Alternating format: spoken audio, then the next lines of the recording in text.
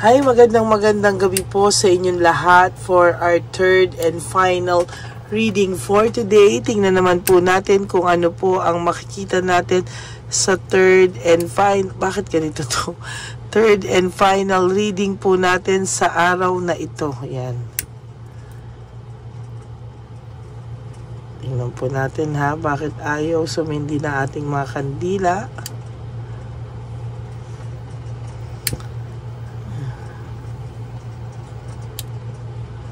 Parang malungkot naman itong isang kandila, kasing lungkot po ng person nyo ito. O ano ba yan?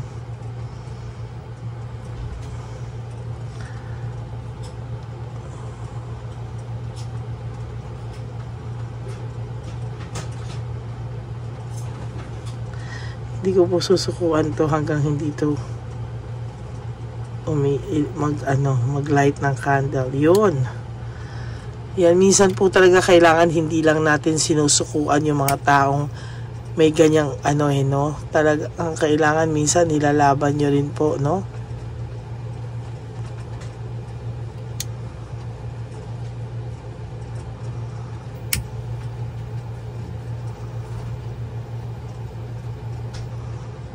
Ito, lunod pa to. Lunod pa to.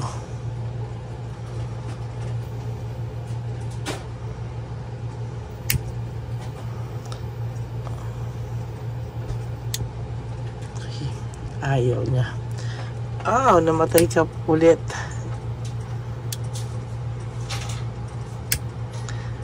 Kailangan patuyuin muna po siguro natin ito.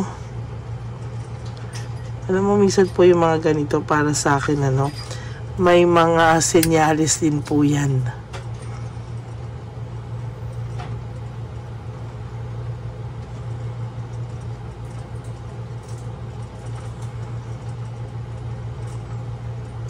Ayaw niya.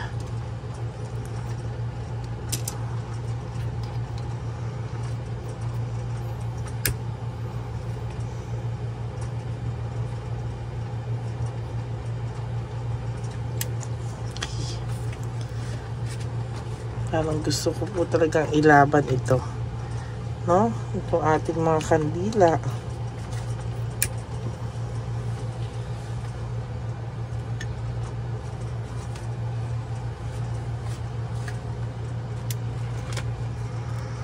Well, sadyang ganyan po, no? Minsan talagang hindi po agad-agad nagbubuka o nagbibigay ng pag-asa. Sometimes, kailangan po ng matinding ang pasensya, Hindi po ganun kaagad. Pero kapag binawan po natin ng pasensya, ginawa natin ng paraan, no? Ayan, At hindi po tayo sumuko lang basta-basta, no? Makikita nyo rin po, no? Na muling bubungad yan. Ayan na po. Yan po ang sinasabi ko, no? Hindi po sa lahat ng oras dapat pag kayo ay sumuko, dapat po kayo ay ipaglaban, no? Kaya ganyan po dapat ang mga persons nyo, no? So tingnan po natin kung ano po ang makikita natin sa third and final reading today, no? Napakaganda pong sign ng ating mga kandila, no? Natuwa po ako at talagang ayan, no, kahit po may mga dumadating na unos, no, patuloy pa rin po silang lumalaban at nakatayo, no? Yan, napakaganda po, no? So tingnan po natin ang mga readings natin ngayon, kung ano po ang magiging third and final reading. Tingnan po natin based po sa ating mabubunot ngayong araw na ito.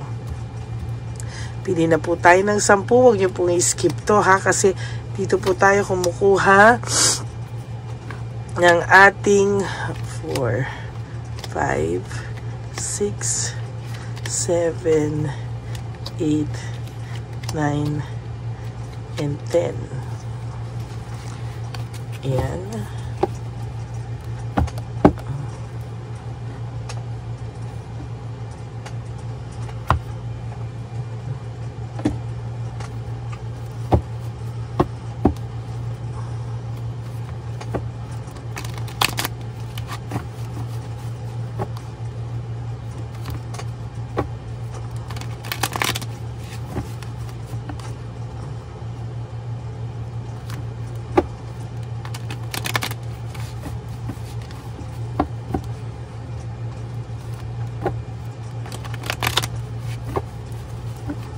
Pili na po tayo ng 10.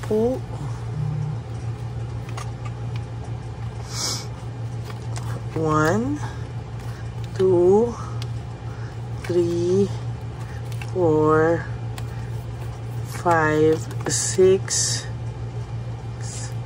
7, 8, 9, and 10.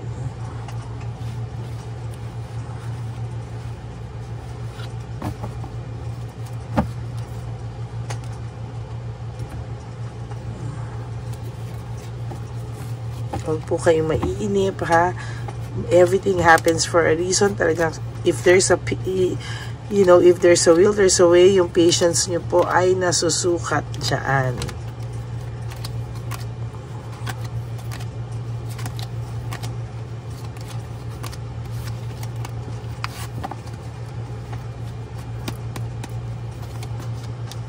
Boredom, lack of passion. Ang taong ito po ngayon, sasabihin ko sa inyo ang totoo, ay bored na bored po, no? Wait po. Habang tayo po ay nagre-reading, no? Parang gusto ko po kayong bigyan ng wishing incenso. Habang ako ay nagre-reading today, pwede po kayong mag-wish, no? Habang ako ay nagre-reading. No, habang nakikinig po kayo at kayo ay gusto niyo mag-wish o meron kayong something na pinagdadasal, pwede nyo pong idasal dito sa ating wishing incenso. Dito na lang natin siya ilagay.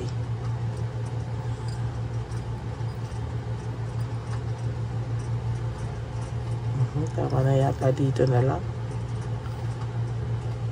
Dito na lang po natin ilagay para habang ako ay nagre-reading, ayan po ang inyong wishing incenso. Wait. Saan yung ating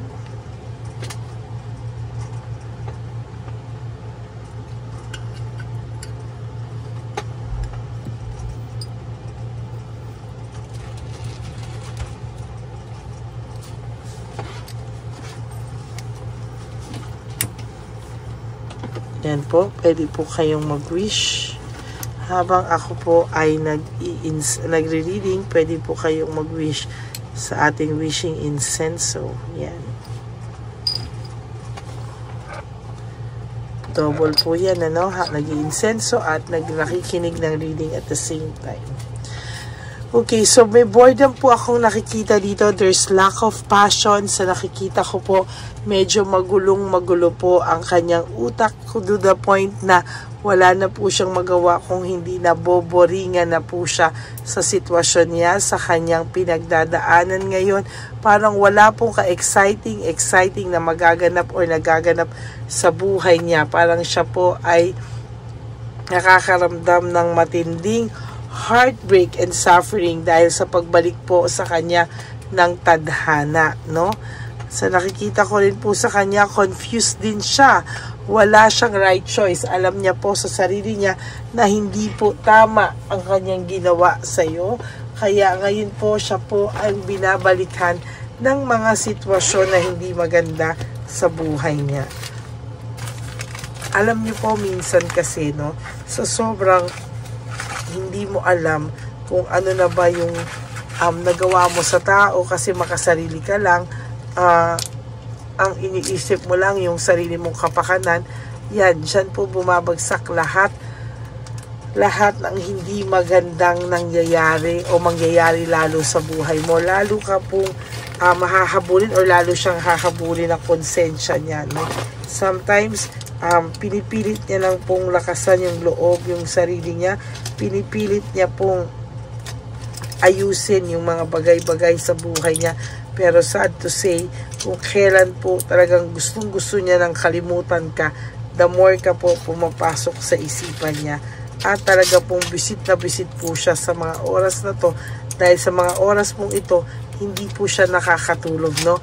Palagi ka lang po niyang iniisip-isip, no? Alam niyo po, minsan yung pag-iisip na yan, hindi niya po yan makokontrol, no? Kahit po sabihin niya na hindi niya po gustong isipin ka, wala po siyang choice. Naiisip at naiisip ka po niya ngayon. Wait po, good intentions lang po ang pwede sa ating insenso, hindi po siya pwedeng gamitan ng bad intention, ha? Clear ko lang po yan.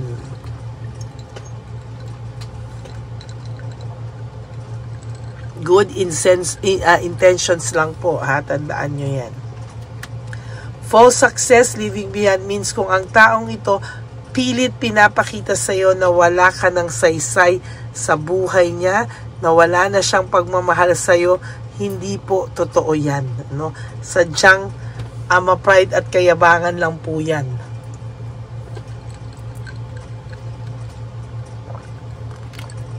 Ayan ang sinasabi ko sa inyo.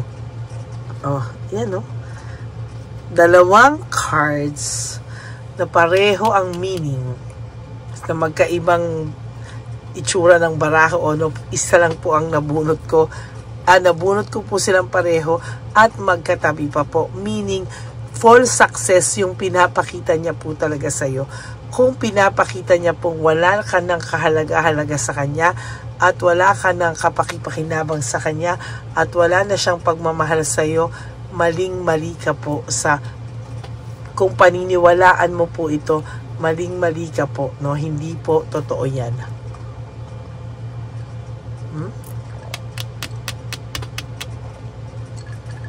Magpapatunayan po natin yan sa'yo pagdating ng araw, no? Poor judgment, no? Kung ikaw po ay naniniwala sa mga palabas na yan, maling-mali daw po. Huwag ka daw pong maniwala dahil hindi po yan totoo, no? Ang katotohanan po, sinasabi ko sa iyo, ang katotohanan po ay talagang may pagmamahal pa to sa iyo, no? Nagkamali lang po to at pinapanindigan niya po ang kasalanang nagawa niya sa iyo, at talagang nagagalaiti siya kasi yung mga taong iba po nakikita na ikaw yung walang kasalanan, ikaw yung maayos sa lahat, pero anong ginawa niya, no? Ngayon very disorganized ang buhay niya, patapon ang buhay nito ngayon, no? Yan yung sinasabi ko sa iyo, patapon po ang buhay nitong taong ito sa ngayon, no? Talagang hay nako. Patapon, sinusulat ko lang po patapon ang buhay niya ngayon. Hindi totoong wala na siyang pagmamahal sa iyo.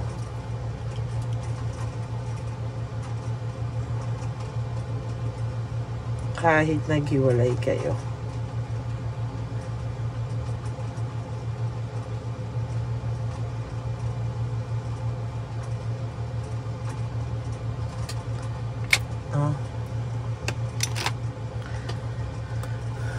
Ayan po. Patapon ang buhay niya ngayon. Hindi totoong wala na siyang pagmamahal sa iyo kahit naghiwalay kayo. Believe me po, no? May pagmamahal pa po sa iyo ang taong ito. No, never na never pong mawawala ang pagmamahal sa iyo ng taong ito. Sa totoo lamang.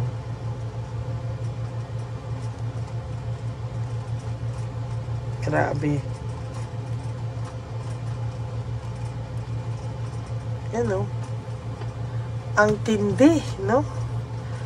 At talagang akala mo yung pagpapakita niya sa'yo na okay siya, wala na siyang pagmamahal sa'yo, wala na siyang pag-aaruga sa'yo, hindi po yan totoo, no?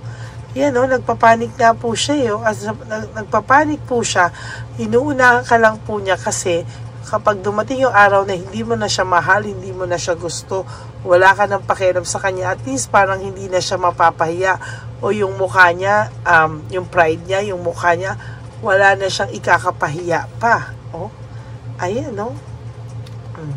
Curious ka. Curious siya. Ano po ang nangyayari sa iyo sa ngayon, no? Curious siya, ano ang magiging buhay mo pag tuloy-tuloy na wala ka na sa buhay nitong taong ito, no? Kasi sa matter of fact, mabibless ka po, no? Pag itong taong to ay nawala sa buhay mo, imbis na malungkot ka, balang araw, no, masasabi mo, kaya pala nangyari sa akin to kasi hinihila niya ako pababa, hinihila kanya pababa, no, kaya nung nawala siya, gagaan yung takbo ng buhay sa'yo, gagaan ang pasok ng pera sa'yo, gagaan lahat, oh. There's truth and clarity sa nakikita ko. Alam mo po at alam niya po ang katotohanan. Bakit po kayo nagkagulong dalawa o nagkahiwalay na dalawa? Pero sabi ko po, kahit pinapanish na siya ng tadhana, ma-excess pride pa rin. Sobra pa rin po ang ego niya, ang pride niya. Alam niyo po, masakit lang lalamunan ako, pero gusto ko pong manermon, no? Gusto ko pong manermon na ganyan na nga ang kamalasan sa buhay mo. Ilang beses for the first and second reading, nabunot ko yung the tower, pero pinaparosahan ka na, pero ma-excess pride ka pa rin. Ayan, no? Sobra pa rin ang pride mo, no? Hindi ka pa rin natitinag sa pride mo, no? Ayan, oh. Ngayon, ayan, no? Totoo naman, nagigrief ka din, no? Nalulungkot ka rin sa pagkawala ng person na ito. Pero anong ginawa mo sa subscriber ko na nanonood ngayon? Magsiself-pity ka as if ikaw yung kawawa. Ay, di wow! No? Parang hindi ko po maintindihan to. Ngayon, wala kang motivation, lack of passion, lahat na lang po, no? No motivation, lack of passion, ayan ang gusto mong mangyari sa buhay mo, no?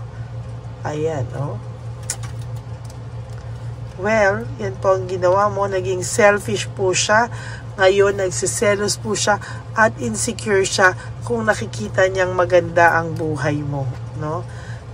Masyado na po siyang naging greedy, no, talagang naging greedy siya, at sa nakikita ko, mahihirapan po siya sa mga susunod na panahon, lalo, no, dahil naging makasarili siya, siya po ang magdadala niyan sa totoo lang.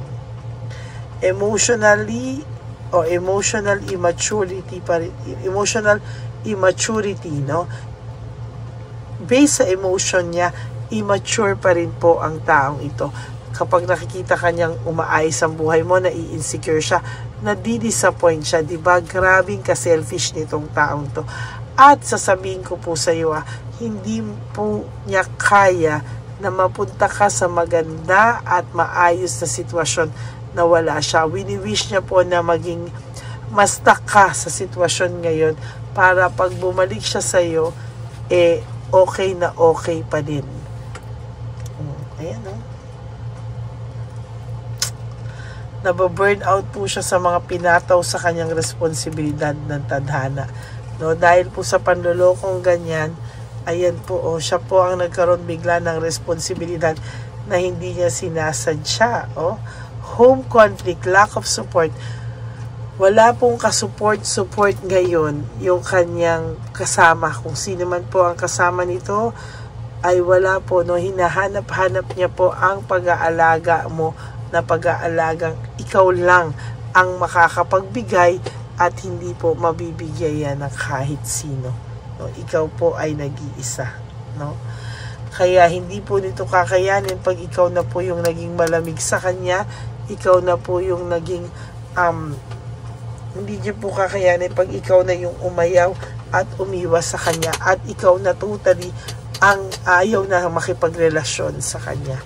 Yan po ang nakikita ko para sa third reading of the day, no?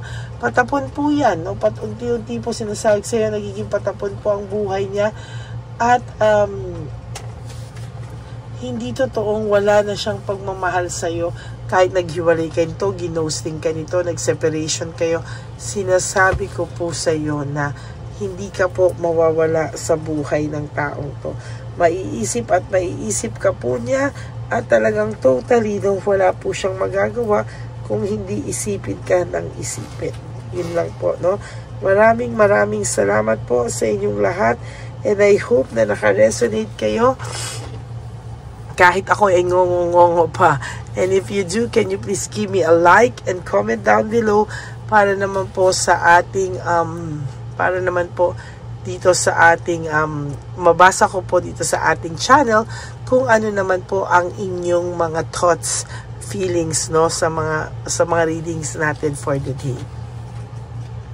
And for those of you who would like to have a private reading with me, you can message me po at Lady Lee Elena. That's LADYLY Elena. Nasa dulo po yan ng ating video. Diyan nyo lang po ako makokontak. That's my only official and legit FB account. Ayan. Maraming salamat po sa inyong lahat. And thank you sa aking mga ever loyal, solid, faithful, and loyal na Lady Elena family. I love you all from the bottom of my heart, and thank you for not skipping ads. Alam ko po at alam niyo po na tulong na po natin yan sa ating channel. Maraming salamat po sa inyong lahat, and God bless you all. And ang lagi ko pong bilin sa inyo is just to live one day at a time. Do 3 things that will make you happy for today, at yan po ang talagang key para po kayo ay makamove on sa buhay nyo, no? At tomorrow is another day. Do the same thing, and then you will realize, tandaan nyo po to ha, sasabihin mo, nakasurvive na pala ako. O, diba? Kaya sabi ko po sa inyo, no, aliwin nyo po sarili nyo, gawin nyo pong priority ang sarili nyo, tulungan nyo po ang sarili nyo, because life is too short. Don't make it shorter by stressing yourself from all the pains and heartaches na nabigay sa inyo na kahapon. Just surrender everything to the divine universe and just let go and let God write your life and love story. Magbabalik po ako bukas for another set of reading. I hope na napanood nyo na muna po yung first and second reading bago po kayo tumalon sa third reading na ito. Maraming pong salamat sa inyo, and God bless you all. Bye! I love you all.